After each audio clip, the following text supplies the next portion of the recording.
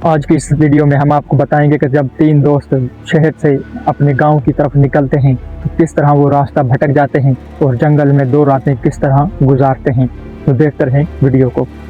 شہر کی روشنیاں اس رات بھی معمول کے مطابق جگمگا رہی تھی، مگر سعد، حمزہ اور عائشہ کے دلوں میں ایک ایسی بے چینی تھی جو کسی بلند عمارت کے شیشے یا کسی کیفے کی موسیقی سے نہیں دبتی۔ تینوں دوست تھے، 2 لڑکے اور 1 لڑکی، اور برسوں سے ساتھ چلتے آئے تھے۔ یوں تو سفر کی وجہ سادہ تھی۔ عائشہ کی دادی بیمار تھیں اور گاؤں میں رہتی تھیں۔ عائشہ نے کہا تھا بس 2 دن دادی کے پاس بیٹھنے ہیں، مجھے شہر کی ہواؤں گھونٹتی ہے۔ سعد نے گاڑی کی چابی گھماتے ہوئے جواب دیا، چلو ہم بھی اپنے اندر کی ہوا بدل لیتے ہیں۔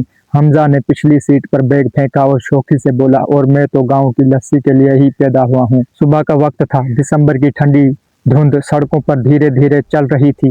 شہر سے نکلتے ہوئے روشنی کم ہونے لگی، عمارتیں پیچھے رہ گئیں اور سامنے کھلے میدان، نیم کے درخت، دور دور تک کھیت اور ٹھنڈی ہوا کا تازہ ذائقہ۔ سفر شروع کرنے کے 2 گھنٹے بالکل ہموار تھے۔ موسیقی چل رہی تھی، حمزہ قصے سنا رہا تھا اور سعد خاموشی سے گاڑی کی رفتار، ایندھن اور راستے پر نظر رکھے ہوئے تھا۔ عائشہ کی کھڑکی سے باہر دیکھتی ہوئے کبھی دادی کا تصور کرتی، کبھی اپنے بچپن کی یادوں میں گم ہو جاتی جو اسی گاؤں کی مٹی سے جڑی تھیں۔ مگر جیسے ہی وہ مرکزی شاہراہ سے ہٹے اور گاؤں کے قریب آنے والے دیہی راستوں میں داخل ہوئے، دھند گہری ہونے لگی۔ راستہ بار بار 2 حصوں میں بٹ جاتا، ایک کچی پگڈنڈی دائیں، دوسری بائیں۔ موبائل نیٹ ورک پہلے کمزور ہوا، پھر بالکل ہی ختم ہو گیا۔ عائشہ نے نقشہ کھولنے کی کوشش کی، مگر اسکرین پر صرف گھومتا ہوا دائرہ، جیسے خود وقت رک گیا ہو۔ یہ تو نیٹ ہی نہیں آ رہا، عائشہ کے لہجے میں پہلی بار تشویش کی جھلک تھی۔ سعد نے پرسکون رہتے ہوئے کہا، فکر نہ کرو، آگے کوئی آبادی ہوگی، راستہ وہاں سے پوچھ لیں گے۔ حمزہ نے ہنستے ہوئے ہاتھ پھیلایا، او بھائی، ہم تینوں MBA نہیں، مگر راستے تو ڈھونڈ ہی لیں گے۔ ویسے بھی ایڈونچر کے بغیر زندگی میں مزہ کہاں؟ عائشہ نے اسے گھورا، ایڈونچر کے نام پر کچھ بھی نہیں حمزہ، دادی ہمارا انتظار کر رہی ہیں۔ راستے کو مزید سنسان ہونے لگا، کھیت پیچھے رہ گئے اور گرد و پیش میں جھاڑیاں، کچھ اونچے درخت، اور پھر اچانک زمین کا رنگ بدلنے لگا، مٹی گہری اور ہوا میں پائن جیسی خوشبو۔ سعد نے گاڑی روک دی، سامنے کچی سڑک جیسے ختم ہو رہی تھی اور ایک تنگ سی پگڈنڈی آگے جنگل کی طرف جاتی تھی۔ یہ تو راستہ نہیں لگ رہا، سعد نے آہستہ کہا، جیسے اپنے آپ سے بات کر رہا ہو۔ حمزہ نے گردن نکال کر دیکھا، یار شاید یہی شارٹ کٹ ہوگا، گاؤں کے لوگ تو ایسے ہی راستوں سے جاتے ہیں۔ عائشہ نے بے اختیار اپنی سیٹ بیلٹ کو مضبوطی سے پکڑا، سعد مجھے یہ ٹھیک نہیں لگ رہا، واپس چلیں۔ سعد نے گردن گھمائی، دھند میں پیچھے دیکھا، راستہ اب ویسے بھی دھند میں چھپ گیا تھا۔ واپس بھی چلے جائیں تو کنفرم نہیں کہ وہی راستہ دوبارہ ملے گا۔ آگے بھی کوئی اشارہ نہیں۔ چند لمحوں کے خاموشی کے بعد سعد نے فیصلہ کیا، ٹھیک ہے، ہم آہستہ آہستہ آگے چلتے ہیں، اگر کوئی آبادی یا نشان ملا تو ٹھیک، ورنہ واپس پلٹ جائیں گے۔ گاڑی نے دھیرے دھیرے جنگل کے کنارے کی طرف قدم بڑھایا۔ دھند میں درختوں کے سائے کبھی دیو جیسے لگتے، کبھی کسی غمگین یاد کی صورت۔ ہوا ٹھنڈی تھی، مگر اس ٹھنڈ میں ایک اجنبیت تھی، جیسے یہ علاقہ انسانی آوازوں سے دور رہنے کا عادی ہو۔ پگڈنڈی پر چلتے چلتے اچانک سامنے ایک ندی آ گئی، جس پر لکڑی کا پرانا سا پل تھا۔ پل کے تختے ٹوٹے پھوٹے اور اس کے اوپر برف کی ہلکی سی تہ۔ سعد نے گاڑی روک دی، یہ پل گاڑی نہیں لے جا سکتی۔ سعد کی پیشانی پر بل آ گئے۔ حمزہ نے مذاق کیا، چلو پھر گاڑی یہیں پارک، ہم پیدل، ویسے بھی فٹنس صحت کے لیے ضروری ہے۔ عائشہ نے ارد گرد دیکھا، لیکن گاڑی یہیں چھوڑ دیں گے تو واپس آئے تو ملے بھی یا نہیں، اور اگر برف پڑ گئی تو؟ سعد نے گہرا سانس لیا، ہم گاڑی کو محفوظ جگہ کھڑی کرتے ہیں، شاید آگے تھوڑا فاصلہ ہی بچا ہو۔ وہ تینوں بیگ اٹھا کر پیدل چل پڑے۔ پل پار کرتے ہی درخت زیادہ گھنے ہو گئے، راستے اوپر نیچے ہونے لگے، پتھر خشک، پتے خشک اور کہیں کہیں برف کے چھوٹے ٹکڑے۔ سورج جیسے دھند کے پیچھے شرما کر چھپ گیا تھا، وقت کا اندازہ ختم ہونے لگا تھا۔ آدھے گھنٹے کے بعد عائشہ رک گئی، سعد ہمیں کوئی نشان نہیں مل رہا، یہ گاؤں کا راستہ نہیں لگتا۔ حمزہ نے ارد گرد دیکھتے ہوئے پہلی بار سنجیدگی سے کہا، یار سچ میں ہم بھٹک گئے ہیں شاید۔ وہ لفظ بھٹک گئے عائشہ کے دل میں کسی سرد کانٹے کی طرح چبھا۔ اس کے ذہن میں دادی کا چہرہ آیا، ان کی کمزور آواز، بیٹا آ جانا، میں تمہیں دیکھنا چاہتی ہوں۔ عائشہ کی آنکھوں میں نمی آ گئی، मगर वो साद ने उसकी तरफ देखा। इसकी आवाज़ में कपकपाहट थी, मगर हौसले भी। साद ने सर हिलाया। ठीक है, पहले सिक्योर रहना ज़रूरी है, शाम होने वाली है। वाकई धुंध घेरी हो चुकी है और हवा में शाम की सर्दी तेज़ होने लगी थी। जंगल का रंग बदल रहा था, सब्ज और भूरा, फिर स्याही में ढलता हुआ और फिर घुप अंधेरा हो गया। दूर कहीं परिंदों की आवाज़ें कम हो रही थी और फिर खामोशी। इसी खामोशी में इन्हें एक चट्टान की दीवार नजर आई, जिसके दामन में एक तारीकी दहाना था। साद ने टार्च जलाई। ये गार लगता है। आयशा ने बेख्तियार पीछे कदम किया। गार, साद, अंदर कोई जानवर हुआ तो? हमजा ने टार्च की रोशनी में अंदर झांका। यार, गार तो है, मगर लगता है खाली है। कम से कम रात गुजारने के लिए छत तो मिल जाएगी हमें।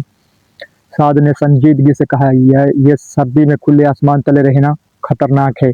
गार कम से कम हवा रोक देगा। हम एहतियात से अंदर जाते हैं, शोर नहीं, और जगह साफ कर लेते हैं। तीनों ने आहिस्ता आहिस्ता गार में कदम रखा। अंदर की हवा ठंडी थी, मगर बाहर के झोंकों से महफूज। दीवारों पर नमी की खुशबू और कहीं कहीं चमगादड़ों के छोटे छोटे साए। आयशा का दिल तेज धड़क रहा था, मगर साद का इत्मीनान इसे सहारा दे रहा था। हमजा ने अपने अंदाज में हिम्मत बंधाई। देखो, ये तो बिल्कुल फिल्म वाली सीन है, बस हीरो हम हैं। आयशा ने इसे घूरा, मगर फिर खुद भी हल्का सा मुस्कुरा दी, और यही मुस्कुराहट उस रात का पहला चिराग थी। उन्होंने गार के अंदर एक मुनासिब जगह मुंतखब की, जहां जमीन निस्बतन खुश्क थी। साद ने खुश्क पत्तों और छोटी टहनियों का ढेर लगाया। हमजा ने जेब से लाइटर निकाला। शहर की आदतें कभी कभी जंगल में भी काम आ ही जाती हैं, मगर लकड़ियां गीली थीं, आग ना पकड़ रही थी। आयशा ने अपने बैग से एक छोटा सा रुमाल और टिशू निकाले। ये मदद कर सकते हैं शायद। साद ने टिश्यू को खुश्क घास के साथ रखा। हमजा ने दोबारा लाइटर जलाया और इस पर आग ने नाजुक सी सांस ली। फिर आहिस्ता आहिस्ता शोले बन गए। आग की रोशनी में गार की दीवारें भी नरम लगने लगीं। सर्दी कम हुई और दिल में भी इत्मीनान हुआ। मगर जब रात गहरी हुई तो खामोशी के अंदर अजीब आवाज़ें उभरने लगीं। कभी दूर से किसी जानवर के चलने की आहट, कभी दरख्तों के हिलने से पैदा होने वाली चिरचिराहट। आयशा ने अपने घुटनों को सीने से लगा लिया। हम यहाँ से निकल भी जाएंगे ना? उसने अफसुर्दा आवाज में कहा। उसने धीमी आवाज में कहा। साद ने आग में लकड़ी डालते हुए जवाब दिया, हम निकलेंगे। हम गलती कर बैठे हैं, मगर यही हमारा अंजाम नहीं। सुबह रोशनी में रास्ता ढूंढ ही लेंगे। हमजा ने अपनी जैकेट आयशा की तरफ बढ़ाई। ले लो, तुम ज़्यादा ठंड बर्दाश्त नहीं कर पाओगी। आयशा ने इनकार किया, मगर हमजा ने हंसते हुए कहा, यार ये हीरो वाली कुर्बानी है, आज तो चलने दो। आयशा ने जैकेट ले ली। उसकी आंखें भीग गईं। शुक्रिया, बस डर लग रहा है। साद ने पहली बार आयशा के कंधे पर हाथ रखा। डर होना बुरी बात नहीं, डर हमें मोहतात बनाता है, बस डर को फैसला ना करने देना। रात के किसी पहर आयशा को नींद आई तो इसने ख्वाब में दादी को देखा। दादी खेत के किनारे खड़ी थी, हाथ में चिराग, और कह रही थी, रास्ता चिराग से नहीं दिल से मिलता है बेटा। सुबह हुई तो धुंध निस्बतन कम थी, मगर सर्दी और बढ़ गई थी। गार के दहाने पर बर्फ के छोटे छोटे दाने पड़े थे, जैसे आसमान ने रात भर आहिस्ता आहिस्ता सफेद खत लिखा हो। तीनों उठे और बदन अकड़े हुए थे। साद ने अपने मोबाइल को ऑन किया। सिग्नल 0 थे। हमें हरकत करनी होगी, साद ने कहा। जितनी देर बैठेंगे इतनी ठंड बढ़ती जाएगी। वो गार से बाहर निकले। दिन की रोशनी में जंगल कम खौफनाक लग रहा था, मगर फिर भी बेइंतहा वसी था। उन्होंने एक सिमत मुंतखब की। साद ने कहा कि नदी की सिमत जाएंगे, क्योंकि पानी अक्सर आबादी की तरफ ले जाता है। हमजा ने रास्ते में दरख्तों पर छोटे निशान बनाना शुरू किए, ताकि वापसी की सूरत में इसे रास्ते को पहचाना जा सके। आयशा, जो आम हालात में हसास थी, अब हैरत अंगेज तौर पर मजबूत लग रही थी। वो बार बार रुकती, देखती और कहती, यहाँ पाँव के निशान, शायद किसी इंसान के वक्त गुजरता जा रहा था। भूख बढ़ती गई। इनके पास कुछ बिस्किट, पानी की बोतलें और चॉकलेट थी। उन्होंने इसी एहतियात से तकसीम किया। साद ने कहा, कम खाएं, लंबा चलना है, अभी सफ़र बहुत बड़ा है। दोपहर के करीब इन्हें दूर से धुआं सा दिखाई दिया। उम्मीद की एक लहर उठी। धुआं। हमजा ने खुशी से तकरीबन दौड़ लगा दी, मगर जैसे ही वो करीब पहुंचने लगा, पता चला वो धुआं नहीं, वो धुंध का एक गाढ़ा सा टुकड़ा था, जो सूरज की रोशनी में धुआं लग रहा था। आयशा की उम्मीद टूटते ही उसकी आंखें भर आईं। इसने मुंह फेर लिया ताकि दोनों ना देखें, मगर साद ने देख लिया। आयशा, साद की आवाज़ नरम थी, हम थक गए हैं, बस इतना है। امید نہیں ٹوٹی۔ عائشہ نے لرزتے ہوئے کہا، میں دادی کے پاس نہیں پہنچ پاؤں گی، اور اگر ان کی حالت… حمزہ نے فوراً بات کا رخ بدل لیا، جیسے اس کی کڑواہٹ کو ہنس کر توڑ دے۔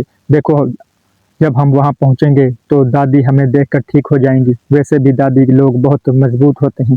سعد نے حمزہ کو ایک نظر دیکھا۔ یہ پہلی بار تھا کہ حمزہ بھی اندر سے ڈر رہا تھا مگر اسے مزاح میں چھپا رہا تھا۔ سعد کو احساس ہوا کہ وہ تینوں اس جنگل میں صرف راستہ نہیں ڈھونڈ رہے بلکہ ایک دوسرے کو بھی ڈھونڈ رہے ہیں، ہمت، اعتماد اور وہ رشتہ جو آزمائش میں دکھائی دیتا ہے۔ شام ہونے لگی تھی تو انہوں نے سمجھ لیا کہ آج بھی نکلنا ممکن نہیں، اندھیرا گہرا ہونے سے پہلے پناہ ضروری تھی۔